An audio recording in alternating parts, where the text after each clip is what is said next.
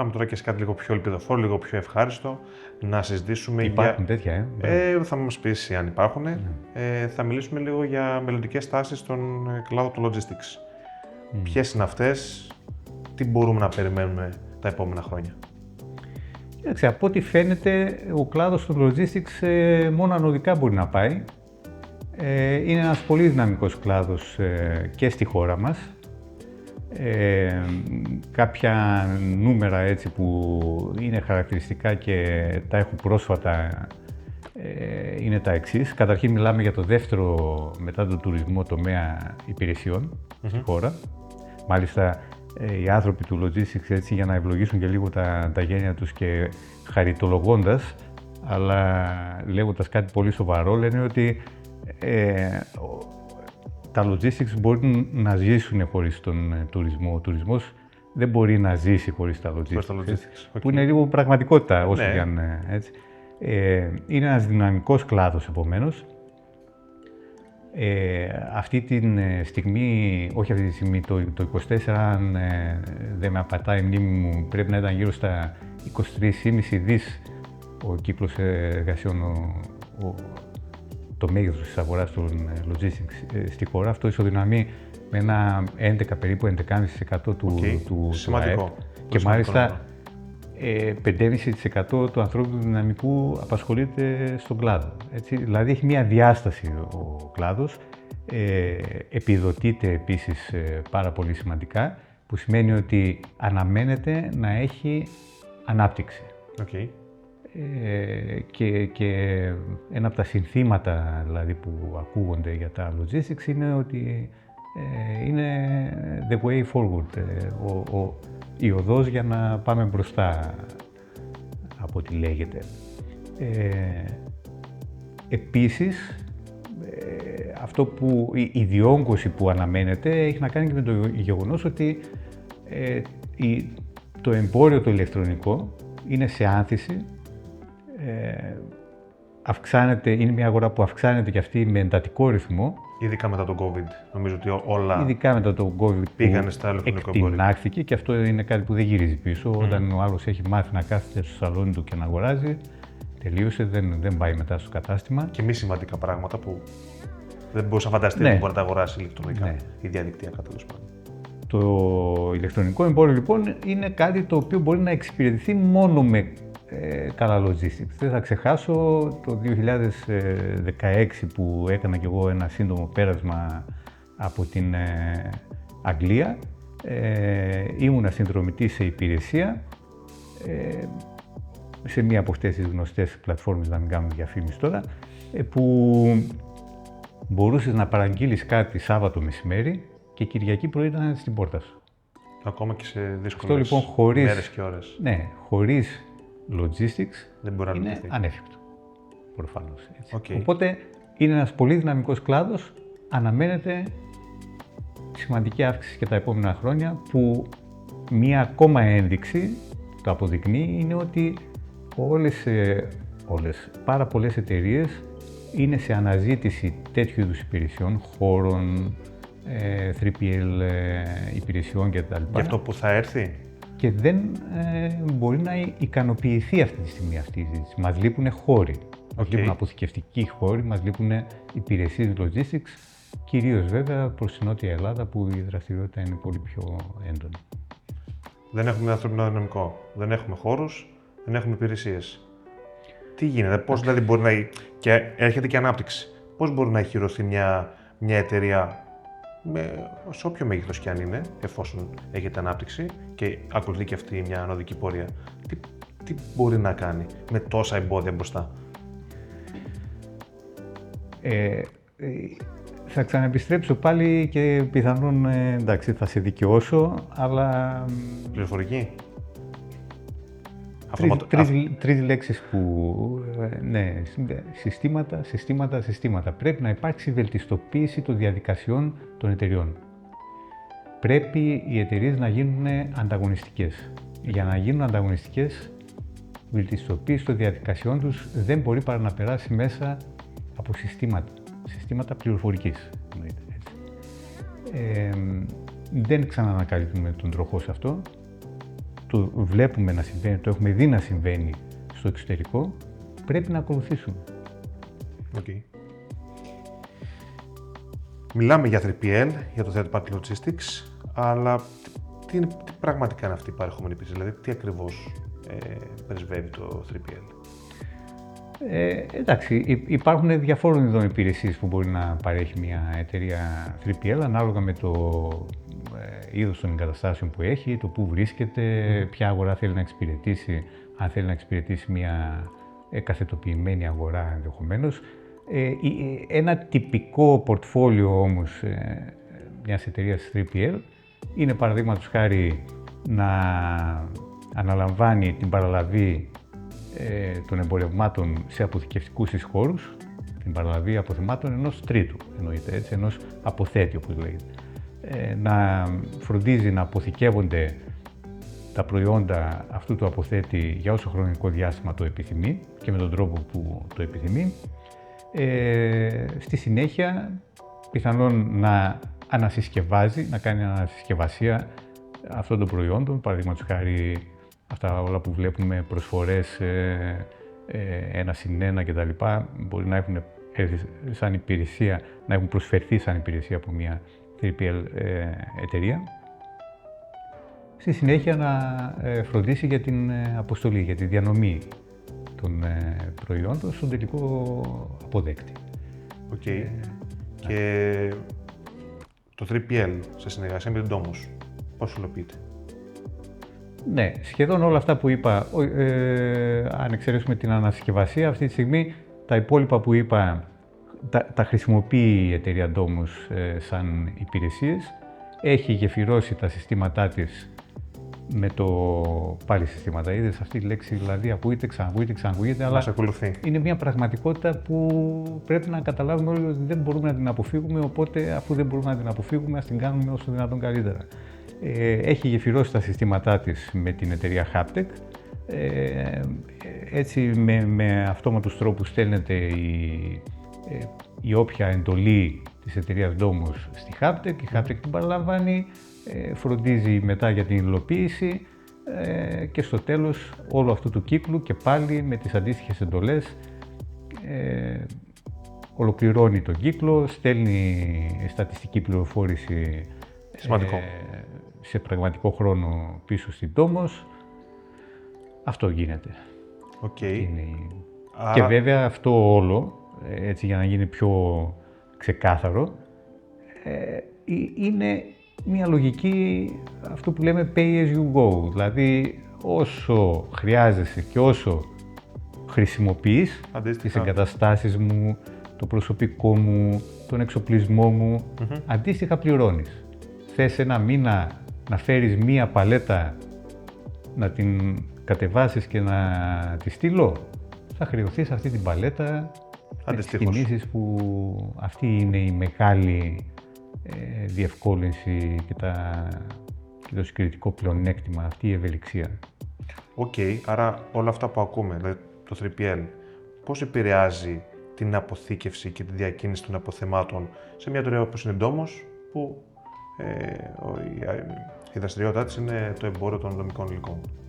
Διαφοροποιείται κάπως, είναι κάτι που κάπου πρέπει να σταθούμε περισσότερο? Είναι ένα μεγάλο πλεονέκτημα, γιατί δίνει αυτό που ο αγγλικός όρος είναι scalability. Ας κάνουμε μια προσπάθεια να τον ερμηνεύσουμε σαν πλαστικότητα, ευελιξία, δηλαδή έχω ένα μεγάλο έργο, παραδείγματος χάρη. Προκύπτει ένα μεγάλο έργο που εγώ σαν Domos θέλω να το τροφοδοτήσω με δομικά υλικά. Για να το κάνω αυτό χρειάζομαι ξαφνικά έναν αποθηκευτικό χώρο μεγαλύτερο από αυτό που έχω εγώ ίδιος και περισσότερους ανθρώπους. Άρα αμέσως χτυπάω την πόρτα μιας 3PL εταιρείας, στη συγκεκριμένη περίπτωση της Haptech, και αν μπορεί να με εξυπηρετήσει, αμέσως λύνω ένα πρόβλημα που αλλιώς θα ήταν σχετικά δυσεπίλητο. Έτσι.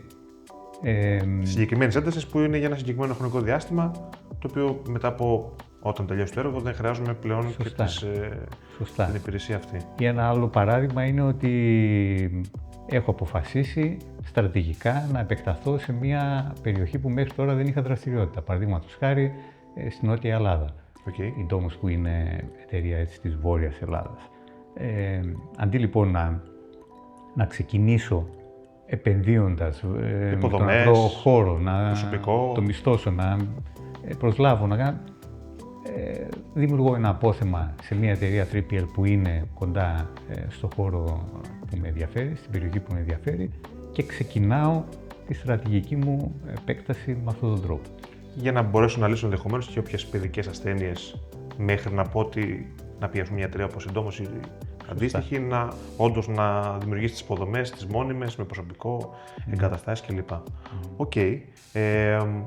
Και πώς, δηλαδή ποια είναι τα κριτήρια να επιλέξει μια εταιρεία όπως η Domos τον κατάλληλο πάροχο 3PL.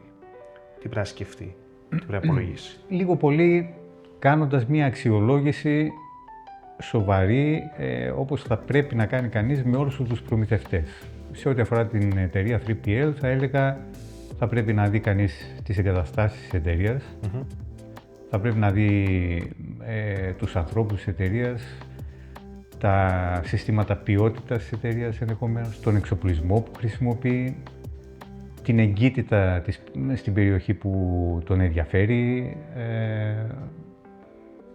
τα συστήματα πληροφορικής που χρησιμοποιεί, όλα αυτά τα στοιχεία θα πρέπει να αξιολογηθούν και να δει εάν μπορεί με ικανοποιητικό τρόπο να καλύψει τις ανάγκες του, γιατί δεν πρέπει να ξεχνάμε ότι ο τελικός αποδέκτης του προϊόντος δεν ενδιαφέρεται αν το προϊόν θα έρθει από μια 3PL εταιρεία που μεσολαβεί. Σωστά. Έχει να κάνει με την εικόνα της εταιρείας στον τελικό πελάτη.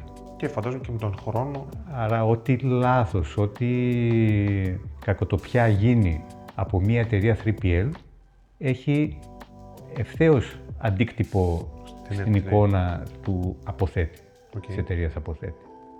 Άρα, αν μπορούμε να πούμε έτσι συνοπτικά, ποια είναι τα πλεονεκτήματα μιας υπηρεσίας 3PL. Είπαμε κάποια, να δούμε λίγο πιο συνοπτικά.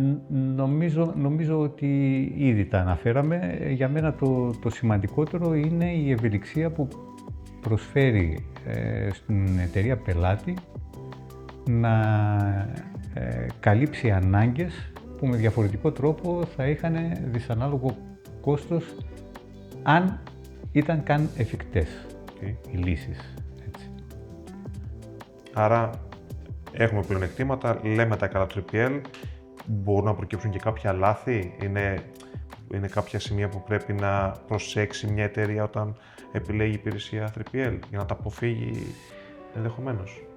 Προφανώς, εντάξει, λάθη μπορούν να προκύψουν και από την εταιρεία 3PL και υπάρχουν σενάρια που πιθανόν να χρειάζεται πάρα πολύ καλή γνώση χειρισμού των προϊόντων, των υλικών που μπορεί μια εταιρεία 3PL να μην γνωρίζει τόσα όσα πρέπει να γνωρίζει για σε κάποιους συγκεκριμένους τομείς κτλ. Αλλά όλα αυτά είναι συνυπευθυνότητα και των δύο μερών. Δηλαδή είναι προβλήματα επικοινωνίας. Εάν η συνεργασία στηθεί σε υγιείς βάσεις και η επικοινωνία είναι ομαλή, με μια ροή όπως πρέπει να είναι πολύ λίγα τα προβλήματα που πιστεύω ότι μπορούν να προκύψουν στη συνέχεια σε μια τέτοιου είδους συνεργασία. Η μηχανογράφηση μπορεί να υποστηρίξει το 3PL και να απομονώσει και να μειώσει τα λάθη και να την βοηθήσει συνολικά. Όχι, δεν είναι θέμα επιλογής. Είναι μοναδικός δρόμος. Αυτονόητο. Δηλαδή δεν είναι τέτοιος ο όγκος, όταν μιλάμε για 3PL εταιρείες, είναι τέτοιος ο όγκος των κινήσεων που δεν υφίσταται επιλογή να ικανοποιηθεί η οποιαδήποτε ζήτηση και μάλιστα στις τιμές, στις αξίες για τις οποίες μιλάμε και στα κόστη που είναι συνήθως πολύ χαμηλά, χωρίς να υπάρχουν τα απαιτούμενα συστήματα. Δεν γίνεται αλλιώς. Απλά δεν γίνεται. Υπάρχουν εταιρείες που λειτουργούν και χωρίς μηχανογράφηση. από έναν όγκο και μετά. Πάλι με τσιγκλάς να πω για την χώρα μας θα φανώ και κάπως παράξενα, αλλά είναι μια πραγματικότητα ότι στη χώρα μας καμιά φορά οι έννοιες χάνουν το νόημά τους και συνηθίζουμε να ονομάζουμε με ευκολία πράγματα που δεν ανταποκρίνονται στην ουσία. Δηλαδή, με αυτή την έννοια, αποθήκες που ήταν απλά αποθήκες και μάλιστα σαν εγκαταστάσεις είχαν και το κακό τους στο χάλι, όταν έγινε της μοδός η έννοια 3PL και logistics κλπ, εκεί που λεγόταν, ξέρω εγώ, Μπάμπας, ονομάστηκαν Μπάμπας Logistics. Οπότε χωρίς να αλλάξει τίποτα. Ναι, άλλαξε το όνομα. Εντάξει, χωρίς να αλλάξει τίποτα. Ναι, τότε όντως υπάρχουν και εταιρείες που πιθανόν να μην έχουν συστήματα. Αλλά αν θέλουμε να είμαστε ακριβείς και συνεπίζουμε τους όρους, logistics σημαίνει πάρα πολύ καλή οργάνωση και σημαίνει και επιστήμη. Logisticians. Είναι επιστήμη που σπουδάζεται τα logistics. Δεν μπορείς να κάνεις logistics επειδή έχεις μια αποθήκη και πήρες και 2 χειριστές κλάδι. Τι γίνεται. Αλλάζω λίγο σελίδα και πάω σε κάτι το οποίο θεωρώ τα τελευταία 2 χρόνια ακούγεται πάρα πολύ. Υπάρχει πολλά χρόνια πιο πίσω. Απλά πλέον και ο πιο απλός κόσμος το ακούει τώρα τελευταία. Είναι η τεχνητή νοημοσύνη, η AI. Η τεχνητή νοημοσύνη πρέπει να τη θεωρούμε ως μια απειλή ή ως ένα σύμμαχο στον τρόπο που διαχειριζόμαστε τα συστήματα και πώς μπορεί δηλαδή μια εταιρεία όπως η Domos να την αξιοποιήσει πραγματικά ή μήπως είναι νωρίς ακόμα? Ναι. Καταρχήν, στο αν πρέπει να τη θεωρούμε απειλή ή σύμμαχο, η απάντηση είναι η ίδια με κάθε άλλη τεχνολογική εξέλιξη που υπήρξε στην ιστορία της ανθρωπότητας και της επιστήμης. Πρέπει να τη θεωρήσουμε και τα δύο, δυστυχώς. Ανάλογα πώς τη διαχειριζόμαστε και πώς την αξιοποιούμε. Ναι.